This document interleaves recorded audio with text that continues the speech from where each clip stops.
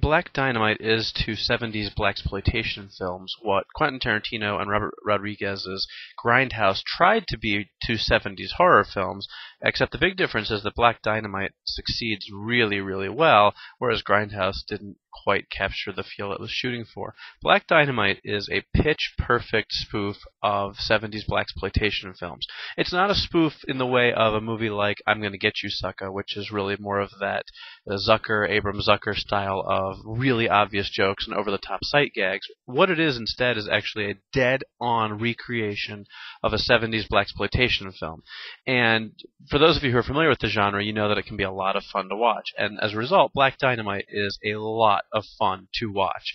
Without going for the over-the-top humor, it manages to be extremely funny, extremely clever, and the way it's written, the way it's filmed, everything about it really, really manages to capture that feel of those 70s movies. The cinematography, the fight choreography, the music, the little Black Dynamite theme song that pops up every time he comes on screen in an action scene, the martial arts fights with the ridiculous weapons, everything you can imagine that you remember and love about those cheesy 70s films is sandwiched into this movie, yet none of it feels forced or unnatural. It is a real joy to watch.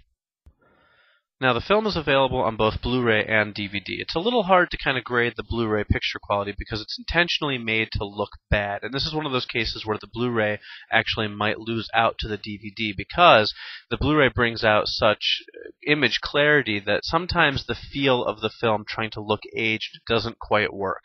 For the most part, though, there's a lot of grain, there's speckles of dust, there's that kind of orangish color hue to the whole film that really does remind you of the 70s. But once in a while, things kind of peek through and it looks like a more recent film. Still, overall, they really capture the feel and look of those 70s films quite well. So either on Blu-ray or DVD, you can't go wrong.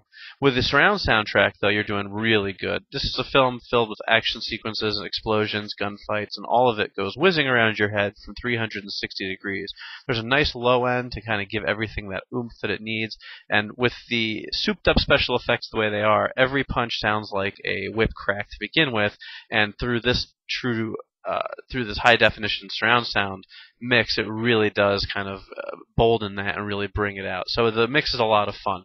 In terms of special features, the Blu-ray does bring you a couple of exclusives. There's the 70s Back in Action featurette, which is kind of a look back at the 70s style of filmmaking and how this movie kind of emulated that.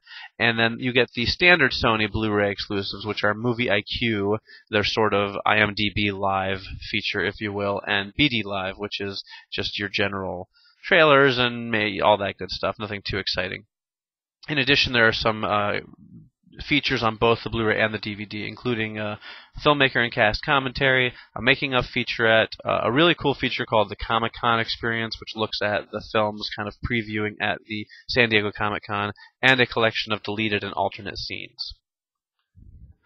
Black Dynamite stars Michael Jai White, who's probably most known still for his role in the 90s Spawn movie, but this is really a great film for him. He co-wrote the film, and he stars in it, and he really brings a lot to the screen as Black Dynamite, mixing in some bad acting that's done on purpose with a really natural kind of screen charisma, and boy, let me tell you, he is ripped. When this guy takes his shirt off for these action scenes, it is kind of impressive. He is one of the biggest dudes I've seen in an action film in a long time. You also get a lot of cameos from prominent actors and kind of past actors like Arsenio Hall, Tommy Davidson, Cedric Yarborough, and people like that. So you do get a lot of fun kind of faces popping up throughout the film. Black Dynamite really is a lot of fun. I really think it's one of those movies people will probably kind of overlook, but I do think it's worth watching. It really is a lot of fun. It's great to get a bunch of friends together with, pop it in on a Friday night, and really just sit back and enjoy this tribute to bad cinema. So this one, without a doubt, gets a recommended stamp from me.